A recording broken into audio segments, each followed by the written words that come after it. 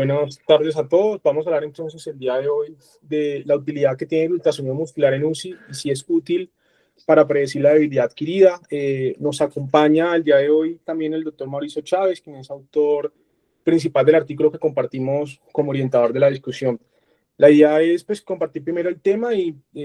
abrimos paso al debate y preguntas que puedan tener o compartir las experiencias que hayan tenido al respecto. Entonces, el objetivo será describir el papel del ultrasonido para predecir el desarrollo de debilidad adquirida en UCI. Para eso es importante tener en cuenta que cuando nos enfrentamos al paciente críticamente enfermo, ese quizás es un escenario frecuente que,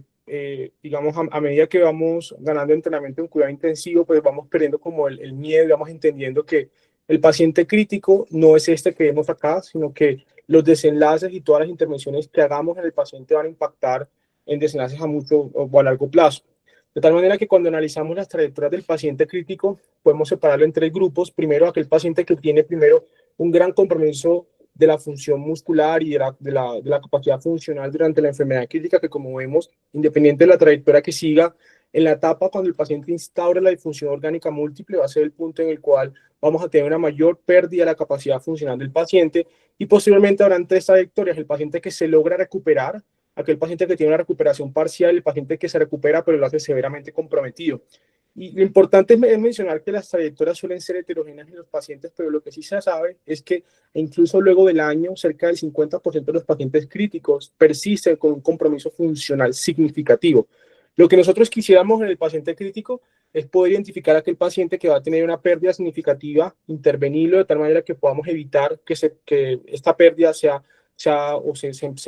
manifieste en su máxima amplitud, toda vez que gran parte de la pérdida funcional que tenemos en las primeras etapas de la enfermedad crítica está dada por factores que no podemos modificar y que son propios de la gravedad de la enfermedad crítica y de la disfunción orgánica que se ha instaurado. Lo que quisiéramos es tratar de frenar esa disfunción y posteriormente promover la recuperación del paciente de tal manera que cuando salga al alta, pues lo haga con la mejor capacidad funcional, que eso pueda permitir que tenga una recuperación normal. Ahora bien, ¿de qué depende esto? Uno de los factores que está asociado es la alteración a nivel de la función muscular, que como sabemos va a estar determinada por factores previos al ingreso a la UCI, como la edad, el tabaquismo, la función física previa, pero lo que sabemos es que un factor independiente del desarrollo de la enfermedad crítica es la pérdida de masa muscular, que se ha estimado que se pierde cerca del 2% de la masa muscular corporal total por cada día que dura la enfermedad crítica con disfunción orgánica, y eso pues, se debe a factores múltiples, en los cuales principalmente hay una falla energética del músculo. De ahí en adelante, el paciente puede seguir tres trayectorias que van a ser determinadas por la capacidad que tenga de regenerar el músculo o la capacidad que tenga de, en vez de regenerar, cambiarlo por tejido cicatricial. Y eso va a determinar a aquel paciente que logra recuperar la función física estable o previa que tenía, o aquel paciente que persiste severamente comprometido. Y esto está, digamos, íntimamente relacionado con la capacidad que va a tener de generar fuerza posteriormente. En el contexto del paciente crítico debemos separar la miopatía de la polineuropatía, que es propia del paciente crítico. Sin embargo, ambas van a contribuir a la disfunción muscular. Sabemos que la polineuropatía del paciente crítico se va a caracterizar por una atrofia por denervación, mientras que la miopatía pues, va a tener múltiples fenómenos en los cuales vamos a tener pérdida como tal de la masa, va a haber rhabdomiólisis, va a haber necrosis como tal del músculo, incluso puede haber presencia de miopatía que se cambia con un tejido cicatricial. Y todo eso va a contribuir finalmente a que el paciente tenga disfunción muscular y debilidad adquirida en UCI. Ahora bien, sabemos que aunque la disfunción muscular no es el factor único o que de manera aislada determina todo el potencial de recuperación del paciente, sino que se está determinado por otros factores como, por ejemplo, las funciones previas o características propias del tipo de disfunción orgánica que instaura el paciente o la magnitud de esta, pues sí sabemos que la disfunción muscular es uno de los predictores que más aporta a este potencial de recuperación del paciente. Lo que sabemos es que la masa muscular predice sobrevida, eso lo sabemos desde hace muchos años, ese fue uno de los estudios clásicos en el cual evaluaron en pacientes críticamente enfermos bajo ventilación mecánica la masa muscular medida por tomografía a nivel de L3, en el cual hacen la sumatoria de todos los elementos musculares evaluados, tomando como puntos de corte 110 y 170 para hombres y mujeres respectivamente. Lo que lograron demostrar es que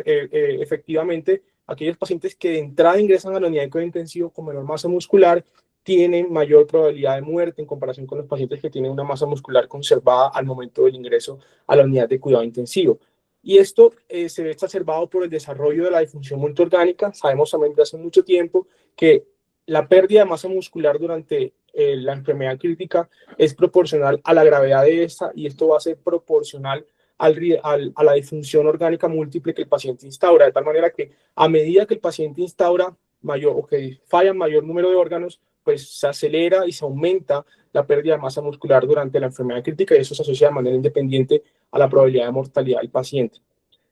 Entonces, parte de lo que ocurre es una falla energética en el cual se comprometen las reservas de glucógeno. Sabemos por los estudios de la fisiología del ejercicio que el glucógeno es proporcional al performance que va a tener la concentración de glucógeno en el músculo va a ser proporcional al performance que va a alcanzar el atleta y vemos que luego en un entrenamiento, a medida que incrementa la magnitud de pues vamos a tener mayor depresión de glucógeno, como lo podemos ver acá. Sin embargo, llega un punto en el que las reservas de glucógeno se agotan y eso, dado que el glucógeno es la principal fuente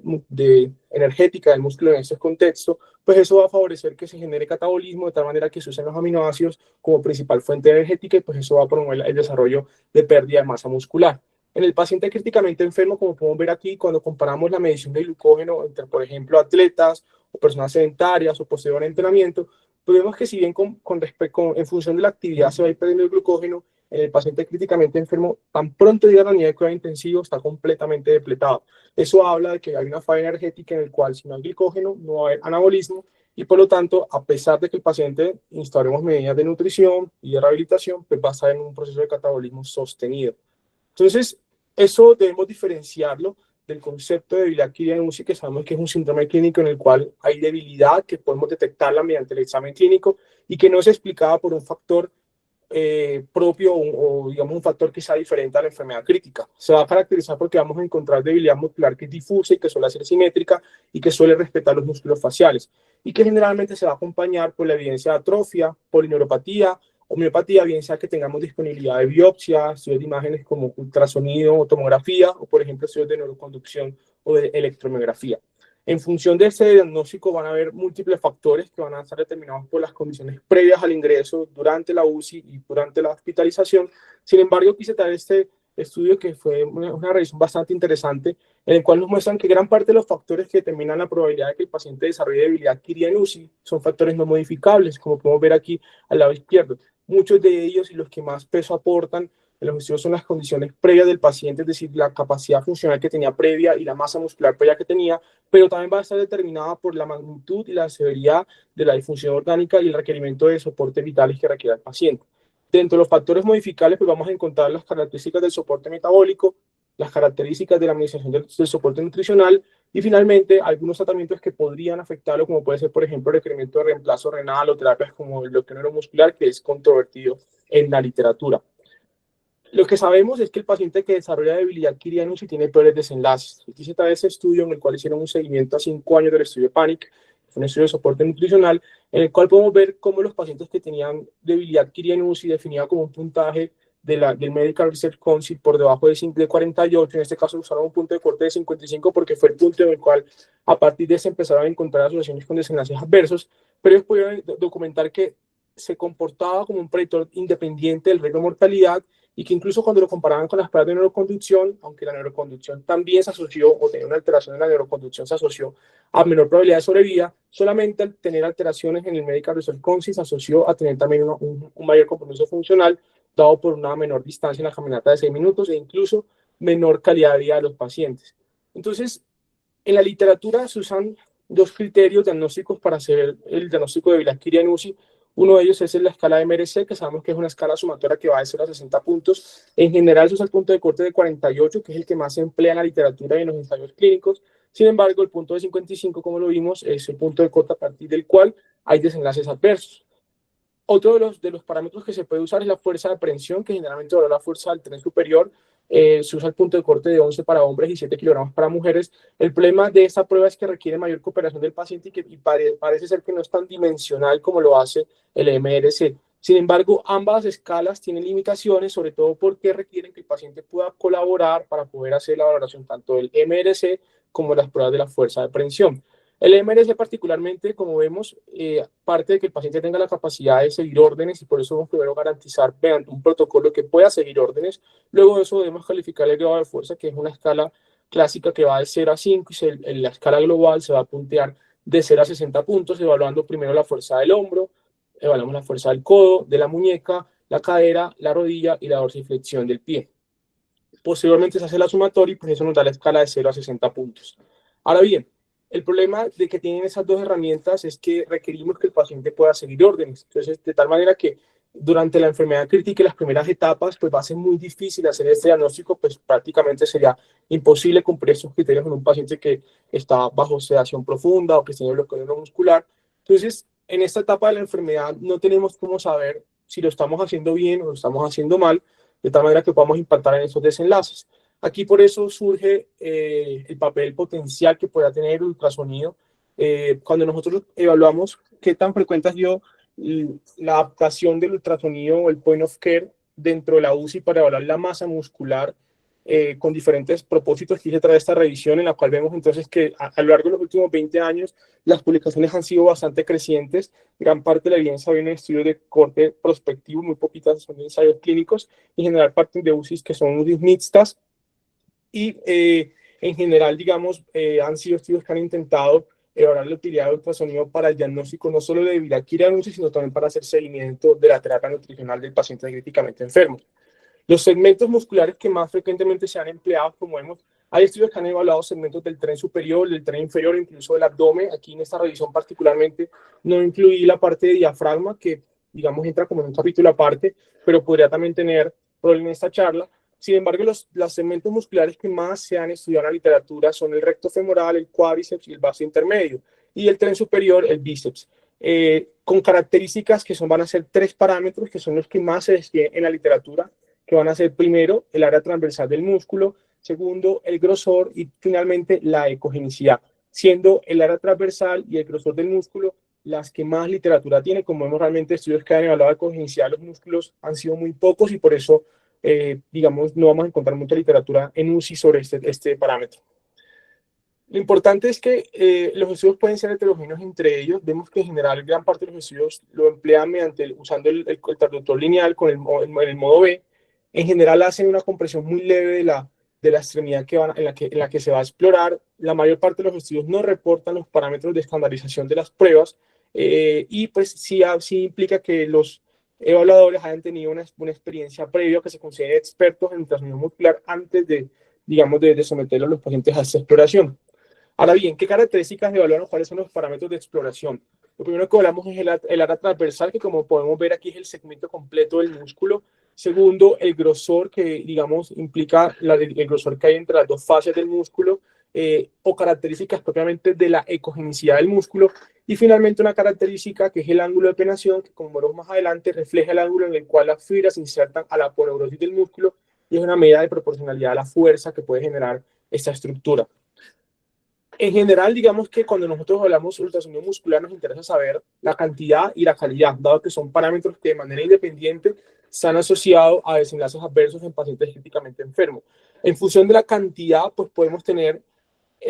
la valoración del área transversal y el grosor del músculo, y en función de la cualidad o de la capacidad que tiene el músculo de generar fuerza, vamos a tener el ángulo de penetración y las características de ecogenicidad que podrían representar los cambios por infiltración grasa o los cambios cicatriciales que puede tener el músculo a lo largo del desarrollo de la miopatía del paciente críticamente enfermo. Entonces, aquí podemos ver en esta imagen cómo cambia entre un sujeto sano a la izquierda y un paciente críticamente enfermo. Vemos entonces que las características normales del ultrasonido muscular, vamos a encontrar múltiples ecos que reflejan esas fibras que van a rodear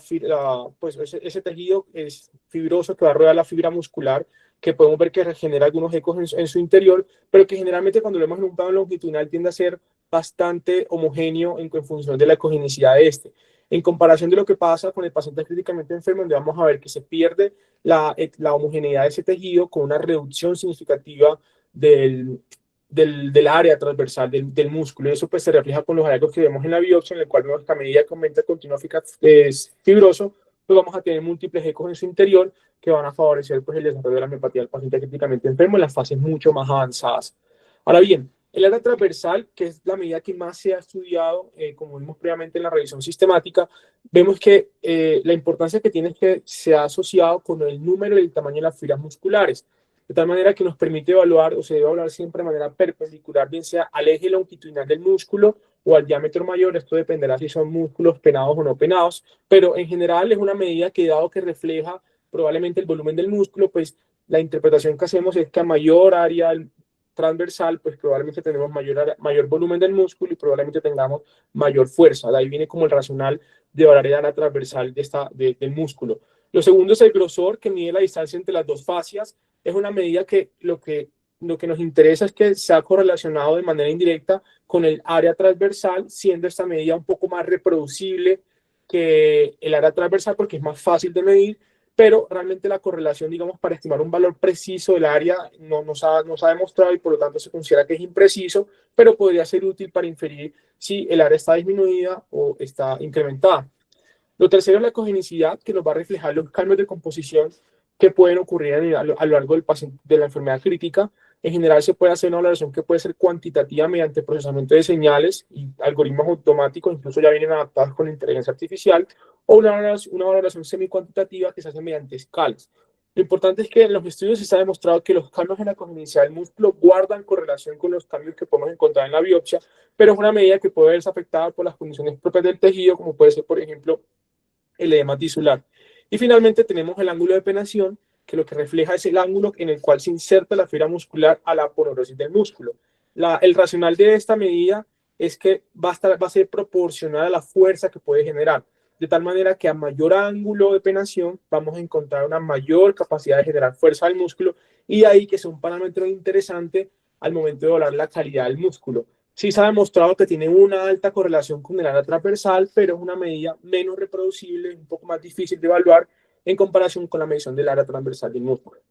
Entonces aquí podemos ver un ejemplo de lo que es el ángulo de penetración. Vemos entonces que este es un segmento muscular evaluado en su eje longitudinal. Vemos la aponeurosis superior con la aponeurosis inferior y vemos entonces que los fascículos del músculo van a seguir una inclinación que van a ser paralelas entre sí, y vamos a encontrar que el ángulo de penetración va a ser determinado por el ángulo en el cual el fascículo independiente se inserta a la aponeurosis. Esta medición del ángulo será el ángulo de penetración y podríamos compararlo en función del segmento, de tal manera que podamos inferir que el de la izquierda, al tener mayor ángulo, pues tiene mayor capacidad de generar fuerza en comparación con el de la derecha, que tendría un menor ángulo de penetración. Entonces, el cuádriceps, como vimos en la revisión sistemática, es quizás el que más se ha explorado, pero pues hay estudios para múltiples segmentos musculares, pero el cuádriceps es el que tiene mayor número de estudios en la literatura, y por eso fue, digamos, parte de la razón por la que quisimos traer ese artículo. En general, digamos que se hace con el paciente en posición supino. La mayor parte de los estudios emplean el transductor lineal usando una mínima presión sobre el tejido que se va a explorar. El punto de medición va a variar de acuerdo a la literatura, pero los que más se describen van a ser el punto medio, la unión de 2/5 de una distancia que va a ir desde la espina cantero superior hasta la patela, o el tercio distal que va a ir del trocánter mayor hacia el borde superior de la patela. En este plano, al insonar, vamos a encontrar entonces esta imagen característica que vamos a encontrar el fémur con la epífisis del fémur, y por delante se vamos a encontrar el vasto intermedio, el vasto lateral, el vasto medial y el recto femoral, seguidos por el tejido celular subcutáneo y pues ya como tal las estructuras propias de la dermis. En ese contexto, pues las medidas que se han evaluado acá son el diámetro que hay combinado del recto femoral y el vasto intermedio, que iría desde la aponeurosis hasta la epífisis del fémur, o medidas independientes como puede ser el grosor de cada uno de estos o el área propiamente del recto femoral. Ahora bien, cuando nos preguntamos por puntos de corte. Traje aquí también la revisión que les mencioné al comienzo. Como podemos ver aquí en esta tabla, realmente los estudios son bastante heterogéneos. Es imposible en ese momento definir que tenemos puntos de corte de normalidad tanto para área como para diámetro o grosor del músculo, independiente de la combinación del recto femoral con el vasto intermedio.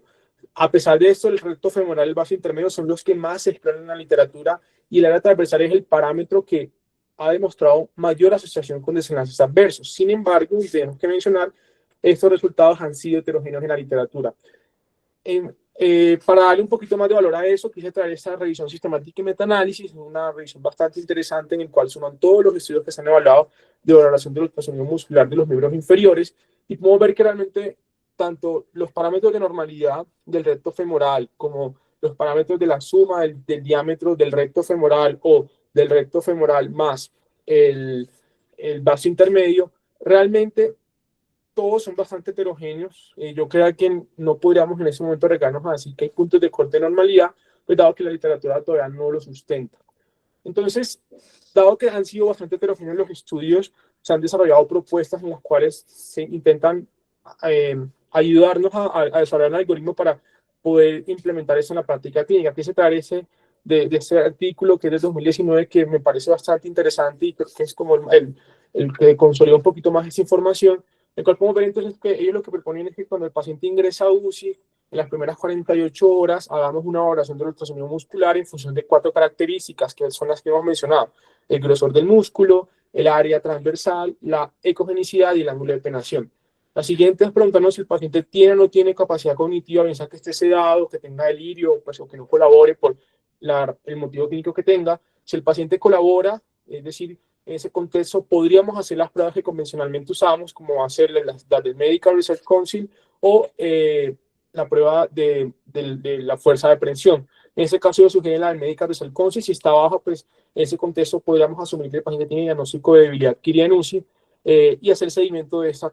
cada semana. Por el contrario, en el paciente que no colabora, que no podemos hacer la prueba del MRC, aquí sugieren hacer la valoración de ultrasonido muscular. Ellos citan algunos artículos en los cuales se ha demostrado que hay puntos de corte de delta, bien sea del grosor, del área, la intensidad o el ángulo de penetración, que sugieren mayor riesgo de debilidad adquirida en UCI.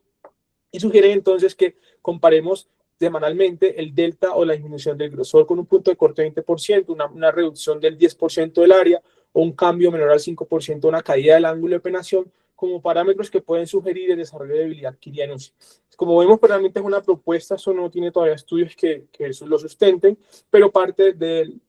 el concepto que hemos mencionado, y es que los puntos de corte han sido bastante heterogéneos en la literatura para poder dar una recomendación sobre cuál debe ser el óptimo.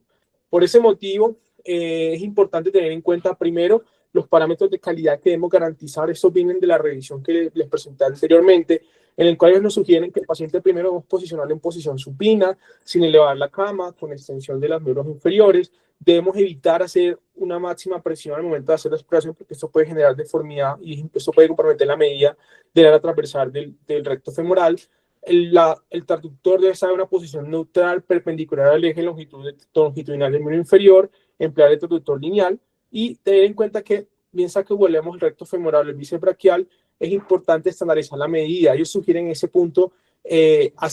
tomar el punto medio entre la espina y la cátedra superior y el borde superior de la patela y hacer el seguimiento cada semana, dado que, pues, como hemos mencionado, el delta que se ha generado de estas medidas, pues sí se ha asociado con peores desenlaces en pacientes críticos. Lo segundo es que por ese motivo quisimos traer ese estudio, que es el estudio que queremos discutir el día de hoy. Este estudio, pues, fue desarrollado por el doctor Chávez y otros intensivistas de la Fundación Santa Fe de Bogotá. Básicamente el estudio fue un estudio observacional prospectivo que se desarrolló entre junio de 2021 a junio de 2022, comprendiendo pacientes que estuvieran en la UCI médica y en la UCI quirúrgica. Lo valioso de este estudio creo que es que refleja parte de lo que es población colombiana y que nos puede dar alguna orientación sobre cómo podríamos adaptar esta valoración del ultrasonido muscular en el paciente crítico. Ellos incluyeron 43 pacientes entre 18 y 75 años bajo ventilación mecánica que estuvieran en la UCI al menos durante 3 días y, ojo, eran pacientes que tenían un índice de masa corporal por debajo de 30. Eso es importante tenerlo en cuenta al momento de analizar los resultados, que no tuvieran polineuropatías previas y que eran pacientes que previamente eran funcionales, es decir, que no estaban postrados en cama. Que evaluaron en el día 1, el día 3 y el día 5 variables clínicas, entre ellos, por ejemplo, disfunción orgánica como el SOFA y el Apache, y evaluaron las características de ultrasonido muscular empleando primero la medición del grosor del recto femoral más el vaso intermedio, como lo vemos acá en la imagen de la derecha, el área transversal del recto femoral. Ellos, para medirlo, lo hicieron siguiendo el protocolo estándar, que es parecido al que mencioné anteriormente. Como, digamos, parámetro llamativo, emplearon entonces la medición en el tercio inferior del trocánter mayor a la patela, usando una mínima presión y haciendo la medición, como vemos en la imagen, desde la fascia